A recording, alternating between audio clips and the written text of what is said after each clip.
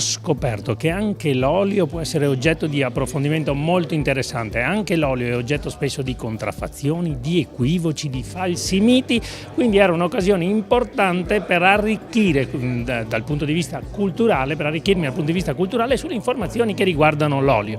Perché quando andiamo allo scaffale del supermercato molto spesso possiamo anche essere fuorviati da delle informazioni o da delle convinzioni errate che abbiamo. A seguito di questa conferenza e con questo progetto alcuni falsi miti forse saranno giustamente sfatati e faremo magari degli acquisti più consapevoli. Questo progetto nasce dalla necessità e dalla volontà di tenere il consumatore costantemente informato, perché chiaramente per noi la tutela passa esclusivamente per l'informazione e la formazione. In questo caso parlo proprio di formazione, perché gli incontri che si svolgeranno all'interno della Regione del Veneto, che saranno 7, quindi vedranno il coinvolgimento di tutte le province, vedranno appunto la partecipazione dei cittadini dei 25 ai 65 anni che vorranno appunto approcciarsi e meglio conoscere il mondo appunto dell'olio. La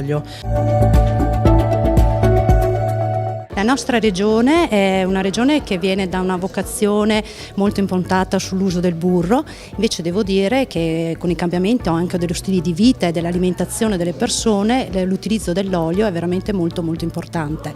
Quando si va al supermercato è imbarazzante scegliere, per cui è importantissimo saper scegliere.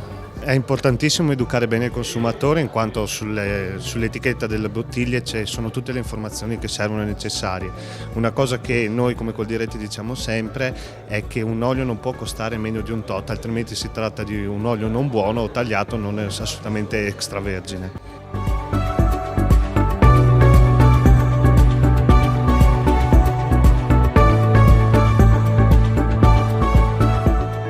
L'agricoltura del nostro Veneto è un'agricoltura tra le più importanti d'Italia. Ricordo a tutti che noi abbiamo 84.500 imprese circa che lavorano ogni giorno per portare prodotti sani e genuini sulle tavole del Veneto ma anche della nazione. Quindi sicuramente questo progetto va a far luce, dar risalto a una produzione importante come quella dell'olio.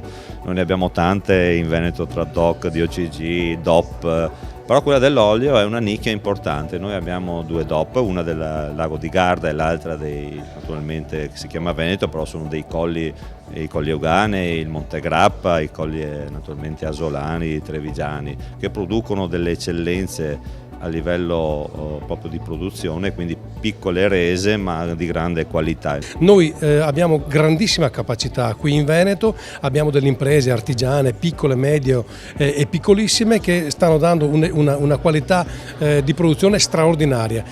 Dobbiamo dirlo in maniera molto forte e convinta, quindi cultura dell'impresa, tutela del consumatore e perché no anche l'etica, perché noi attraverso il progetto Etichetta Parlante vogliamo anche dire al consumatore finale se quel prodotto viene fatto in luoghi dove per esempio vengono tutelati i diritti civili, che per noi sono una conquista che va assolutamente consolidata.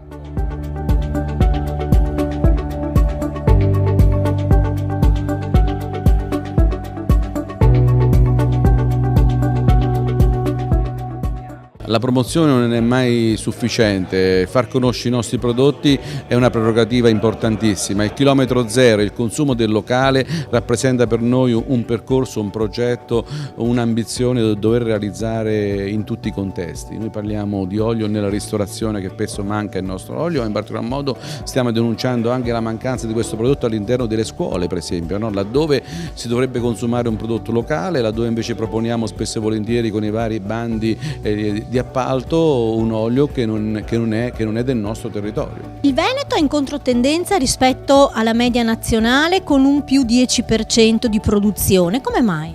C'è stato sicuramente anche un aumento degli impianti che hanno portato a un aumento di produzione, poi naturalmente perché hanno seguito tutte le indicazioni che arrivano dall'AIPO e dalla Regione Veneto per quanto riguarda i sistemi di controllo dei parassiti, di controllo delle malattie, e quindi da questo punto di vista finalmente gli agricoltori hanno compreso l'importanza di seguire la lotta fitosanitaria.